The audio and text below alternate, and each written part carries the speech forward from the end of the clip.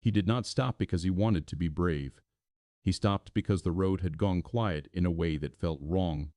The snow had been falling for hours, thick enough to erase the shoulder lines. His truck idled on the side of the highway, heat barely holding. In the ditch ahead, a car sat at an angle that suggested someone had tried to leave it and failed. He thought about his son waiting at home, about the late hour, about how easy it would be to keep driving. He pulled on his gloves anyway.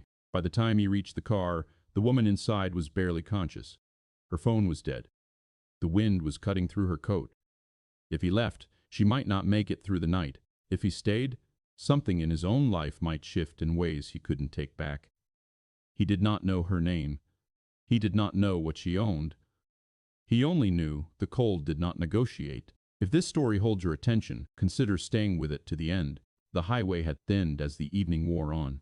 By the time he reached the last stretch before his exit, the lanes were mostly empty, the kind of empty that made him check his mirrors more often than necessary. Snow slid across the windshield in steady lines, not heavy yet, but persistent. Enough to make the road feel narrower than it was.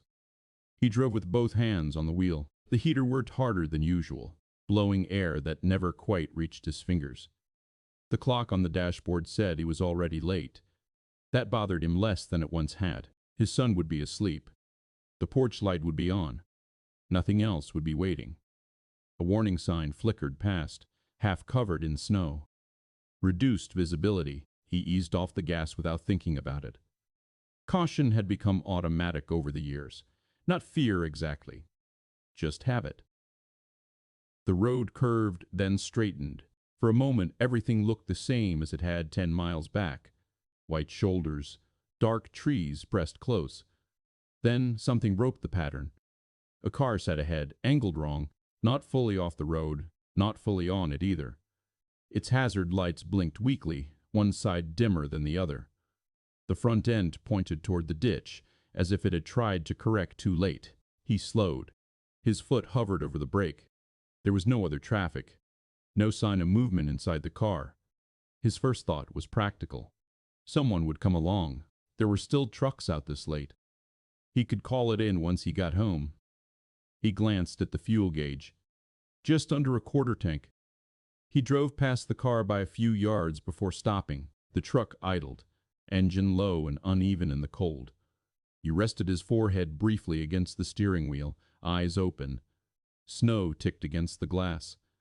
He imagined the quiet of his kitchen, the sound of the door locking behind him. He shifted into reverse, then paused. His phone sat in the cup holder. 1 bar of service if he was lucky. He could call now. Let someone else handle it. Instead, he put the truck in park. When he opened the door, the cold cut through immediately. It wasn't sharp yet, but it carried weight, the kind that settled into joints. He pulled his hat lower and stepped onto the road. The snow came up around his boots, already deeper than it looked from inside. The car's windows were fogged. He knocked once, lightly, then harder. A shape moved inside. The door opened a few inches and stopped. A woman sat behind the wheel, shoulders slumped forward, hands still gripping it as if she hadn't realized she could let go. Her face was pale. Her hair was damp with melted snow. "Are you okay?" he asked. She looked at him for a moment before answering, as if she had to decide whether the question applied. "I think so," she said. Her voice was thin. "I tried to get out, but—" She stopped, breath catching. "It's colder than I thought." He nodded. He could see the way she was shaking now that the door was open. Not dramatic, just constant. "Do you have anyone coming?" he asked. She shook her head. "My phone died." He glanced down the road, still empty. The wind pushed snow across the asphalt in uneven sheets. It caught on the edges of the car and hissed. "You can't stay in here," he said. Not urgent, just firm. She followed his gaze, then looked back at him. There was a question there, unspoken. He answered it by pulling off his gloves and holding them out. "Put these on," he said. She hesitated, then took them. Her hands disappeared inside the sleeves. "My truck's warm," he said. "We can figure out the rest from there." He helped her out of the car slowly. Her legs held, but barely. She leaned against the door until he steadied her. When he put his arm around her shoulders, he felt how cold she was through the coat. It surprised him. They moved toward the truck together. Each step felt deliberate. Behind them, the car creaked as the wind shifted. Snow settled into the tracks they left almost immediately. When they reached the passenger side, he opened the door and helped her up. She sat heavily, breathing shallow, staring straight ahead. He closed the door and walked around to his side. The cab felt smaller with someone else in it. Warmer, too. The heater finally seemed to reach his hands. He looked at her once more before starting the engine. "What's your name?" he asked. She swallowed. "Claire." He nodded, as if that was enough to proceed. Outside, the snow thickened, softening the road until the lines all but vanished. He pulled back onto the highway, turning the truck around without saying where they were going. The car in the ditch disappeared behind them, swallowed by white. The house was dark when he finally pulled into the driveway. Snow clung to the tires, packed into the treads. He cut the engine and sat for a moment, listening to the metal tick as it cooled. The porch light cast a narrow circle onto the snow. No other lights were on. He opened the passenger door first. Claire moved carefully, one hand braced on the seat, the other still inside his gloves. She looked steadier than she had on the road, but the color hadn't fully returned to her face. "You can sit inside for a bit," he said. "Warm up." She nodded, eyes taking in the house as if trying to place it. He didn't invite her further. He didn't need to. She stepped onto the porch without being asked. Inside, the air smelled faintly of detergent and something fried earlier in the evening. He hung his coat on the hook by the door and pointed to the kitchen chair closest to the vent. She sat. He turned the heat up 2 degrees, then stopped himself from touching it again. His son's boots were lined up by the wall. One of them had fallen over. He set it upright with his foot. "Do you need medical help?" he asked. "I don't think so," she said. I misjudged the storm." He filled a mug with hot water and dropped a tea bag in without asking. Set it in front of her. She wrapped her hands around it and exhaled slowly. There was nothing else to say yet. After a few minutes, she stood. "I should go," she said. "I don't want to impose." "The roads are worse now," he said. He checked a window. Snow pressed against the glass in thick, slow waves. "You can wait until morning." She hesitated, then nodded once. Relief crossed her face, then faded, replaced by something more guarded. He showed her the couch, brought out a spare blanket from the hall closet.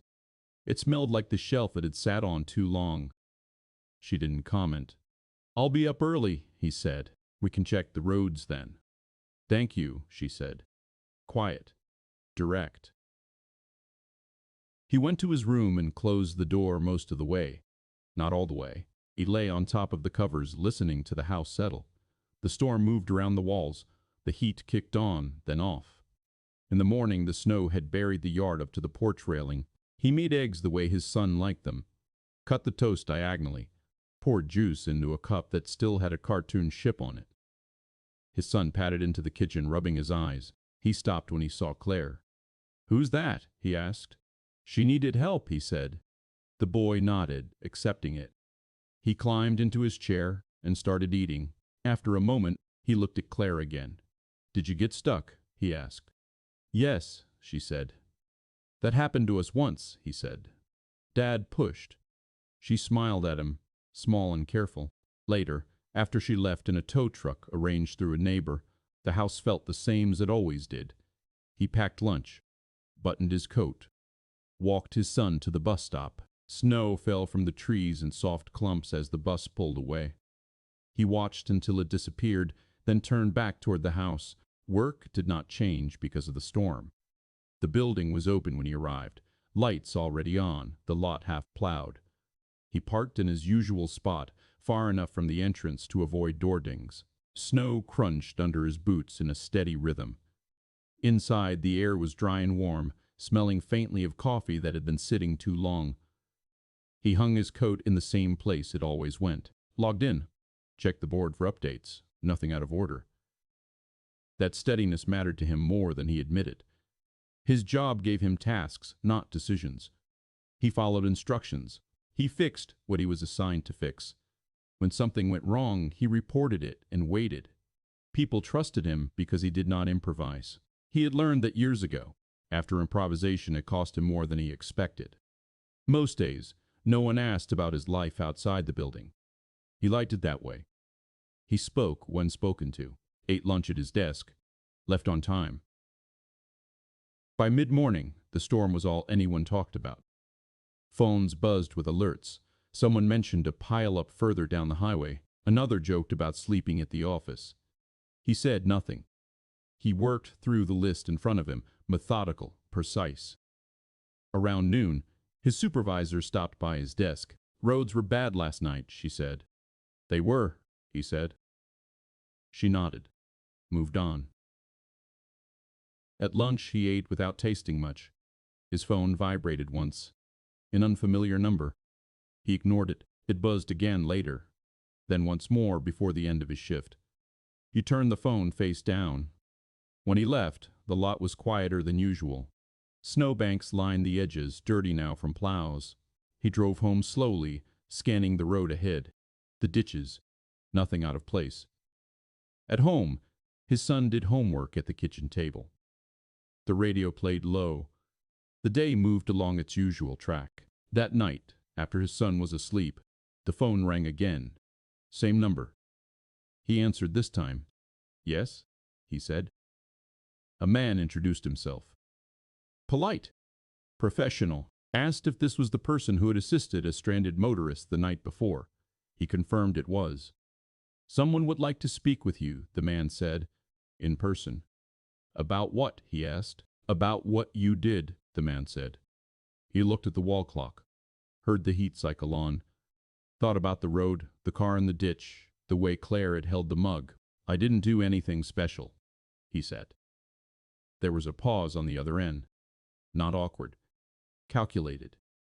"Nevertheless," the man said, "we'd like to meet." He agreed to a time, gave his address, then corrected himself and suggested a public place instead. After the call ended, the house felt smaller. Not crowded, just observed. He turned off the light and went to bed. The snow outside reflected the street lamp, bright enough to keep the room from going fully dark. They met 2 days later at a diner just off the main road. It was the kind of place that stayed busy because it never changed. Vinyl booths, a counter with chipped edges, coffee that tasted the same no matter who poured it. He arrived early. Chose a booth near the window. Took off his coat and folded it beside him. Outside, the snow had started to melt into gray piles along the curb. The man from the phone call arrived first. He was dressed simply, but everything fit too well. He ordered coffee and waited without filling the space. A few minutes later, Claire walked in. She looked different, healthier. Her hair was dry and neatly pulled back. Her coat was heavier than the one she'd worn that night and new enough to hold its shape. Still, when she saw him, her expression stayed careful. Familiar, but distant. They sat. She thanked him again. Direct. No extra words. He nodded and said it wasn't necessary. She didn't argue. "I don't usually let things like this go without acknowledgement," she said. "People helped me when I couldn't help myself." He listened. He kept his hands on the table, fingers flat. The waitress came and left. Claire spoke about the storm, about how she'd taken the wrong road to avoid traffic, about how she'd assumed help would come quickly. She didn't dramatize it. Neither did he. Then she offered him something. Not money at first. Access. A connection. Someone who could make things easier. She said it plainly, as if ease were a neutral thing. He declined without raising his voice. "I don't need anything," he said. The man beside her watched closely. Claire did not look surprised. "There are other ways," she said. "Support. Opportunities. For your son." That caught. He didn't show it, but it caught. He looked out the window. A plow passed, scattering slush. The diner door opened and closed. Life continuing at its usual pace. "My life works because it's small," he said. "I don't want to stretch it." Claire studied him. Not assessing, just observing. She nodded once. Then let me do one thing. She slid an envelope across the table. He did not touch it. I won't open it, he said. You don't have to, she said. Just know it's there, if you ever do. He pushed it back toward her. She took it without comment. The man beside her made a note of something, then stopped writing. They stood. She extended her hand. He shook it. Her grip was steady now. When they left, the booth felt larger. Empty. That evening, he cooked dinner and helped with homework. His son talked about a snow fort at school that had collapsed. He listened, asked questions. Later, after the dishes were done, he sat at the table longer than usual. The phone rang once more that night. A different number this time. He let it go to voicemail. The next day at work, people looked at him differently. Not openly, just longer glances. A question left unasked. Someone had talked. By the end of the week, the offer returned in another form, a letter this time. Official, carefully worded. He folded it and put it in a drawer. Outside, the last of the snow melted into the ground. The roads cleared. Traffic returned to normal. Nothing felt resolved. The attention did not arrive all at once. It came in small adjustments. A pause before someone spoke. A tone that leaned toward courtesy instead of routine. He noticed it first at work, then in places where no one should have known anything at all. The letter stayed in the drawer. He did not open it. He did not throw it away either. Some nights, after his son was asleep, he would take it out and set it on the table. He never broke the seal. He just checked that it was still there, then put it back. At work, his supervisor asked him to step into her office. She closed the door.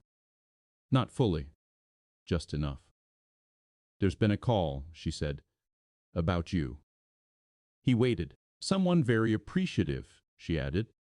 They spoke highly of your character. He nodded once.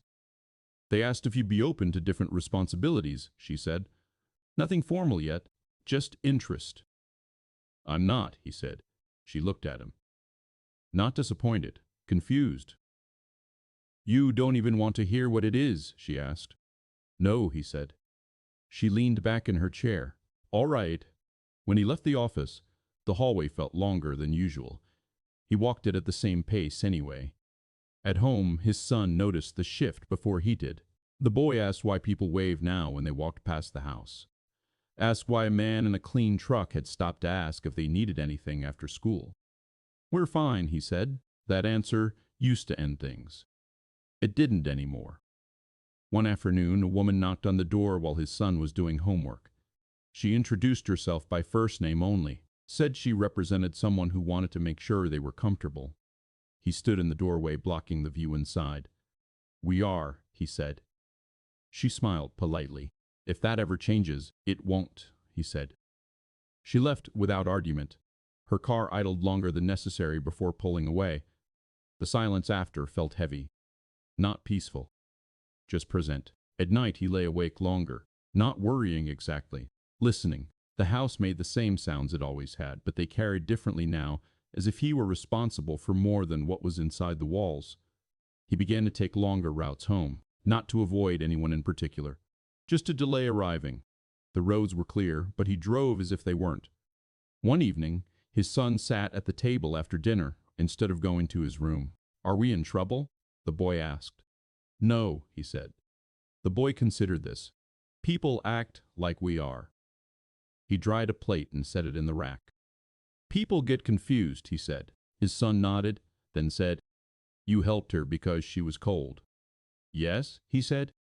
Not because she was important, the boy said. No, he said. The boy went to his room after that. He did not ask anything else. The next week, a meeting was scheduled without his request. He attended because declining would have required explanation.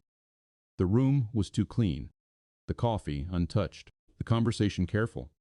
They spoke about growth, about potential, about visibility. He listened. Then he said no. When he left, his position at work remained the same, officially, but the way others spoke to him changed. Some admired him, some didn't understand. A few stopped speaking altogether. The letter in the drawer gained weight. Not physically, just in what it represented, a door that stayed closed because he held it shut. One afternoon, he saw Claire's name in the paper. A short article. No mention of the storm. Just business. Numbers. Expansion. He folded the paper and recycled it. Winter moved on. The snow disappeared completely. Mud replaced it. Then grass.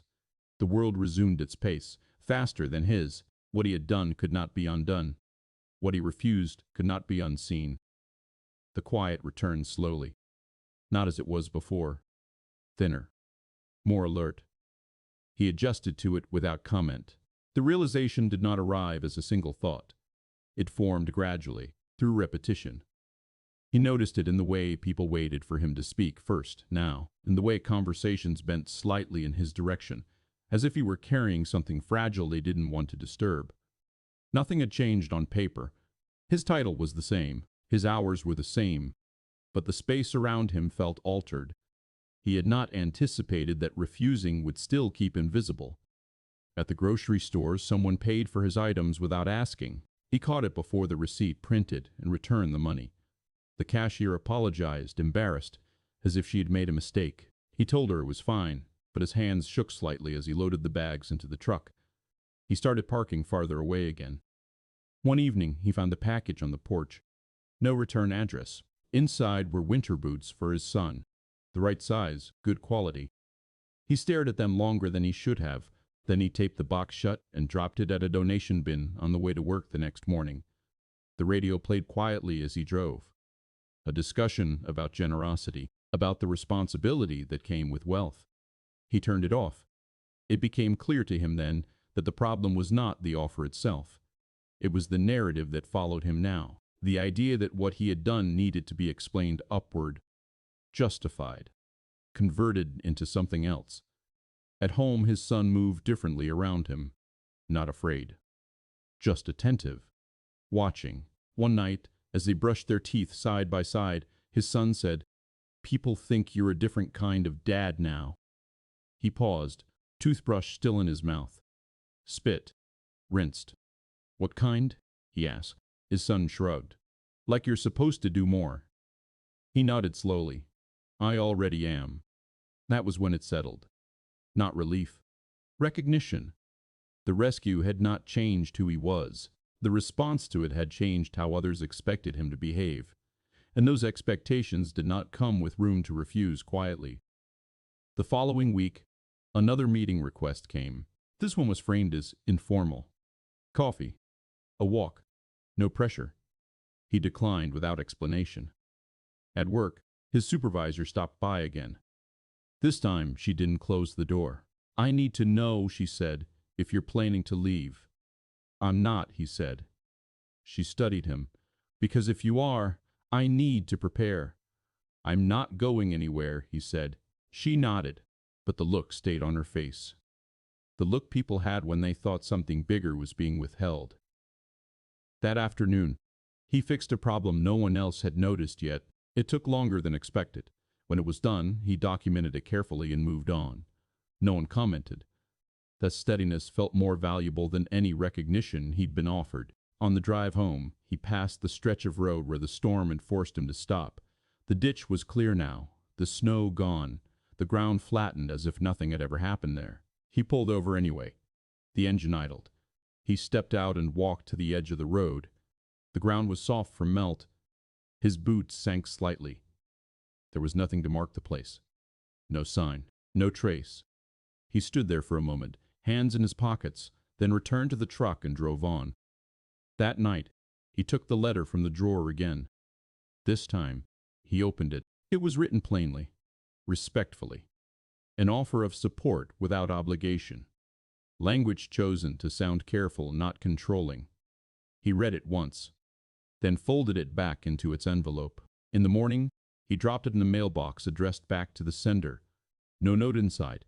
No explanation. When he returned home, his son was building something on the floor with old blocks. He didn't look up right away. "Dad?" the boy said. "Yes? You'd help again, wouldn't you?" He knelt and set one of the blocks straight. "Yes," he said. His son nodded and went back to what he was building, satisfied. Outside, the season continued to change. The air warmed. The ground firmed. The truth, now clear, did not demand action yet, but it was waiting. The next request came without ceremony. No letterhead, no assistant's name attached. Just an email sent late in the evening, careful in its phrasing, respectful of his time. It acknowledged his decision. It thanked him again. Then it asked for one last conversation. He read it once. Then again. The ask was framed as temporary. A short commitment. A public-facing role meant to encourage others to act the way he had. To make the story useful. Harmless, on the surface, even admirable. He closed the laptop without responding. At work the following day, his supervisor approached him before he could sit down. "They reached out to us," she said, "about a leave arrangement. Nothing finalized." "I didn't ask for that," he said. "I know," she said quickly, "but it would be supported. Paid." He looked at her. For the first time he saw concern there. Not professional, personal. "I need to know your answer," she said, "because whatever it is, it changes how this goes." He nodded once. "It's no." She exhaled. Slow. "All right." The word did not resolve anything. It simply moved the weight. That afternoon he was asked to train someone new. Not unusual. But the assignment came with an implication he hadn't felt before. A subtle preparation. A contingency. He did the training carefully, explained each step, answered every question. When it was done, he returned to his desk and finished the day without comment. At home, his son asked why he seemed tired. "I made a decision," he said. "Was it hard?" the boy asked. "Yes," he said. "Did you do the right one?" the boy asked. He considered this. "I did the one I could live with." That night, he wrote a reply to the email. It was brief, polite, final. He declined the request. He thanked them for understanding. He wished them well. He sent it before he could reconsider. The response came the next morning. Shorter than the first. It accepted his decision. It expressed respect. It did not ask again. The shift that followed was immediate. The offers stopped. The calls ceased. The glances faded. The quiet returned in full. But something else changed with it. At work, his supervisor reassigned a project he had always handled, not out of spite, out of adjustment. A reshaping. "You'll have more flexibility now," she said. He understood what that meant. By the end of the month, his role had narrowed. Not officially reduced, just simplified. Less visible, less relied upon. Some colleagues stopped asking his opinion. Others acted relieved. A few avoided him entirely. He accepted it all without comment. One afternoon, he cleaned out a drawer at his desk. Old notes, a spare pen, a photo his son had drawn years earlier. He took the photo home. That evening, he cooked dinner more slowly than usual. Let things simmer. Watched the steam rise and fade. His son did homework at the table, humming to himself. The world he had refused moved on without him. The world he kept required more from him now. He washed the dishes and dried them carefully, placing each one where it belonged. Outside, a light rain began to fall.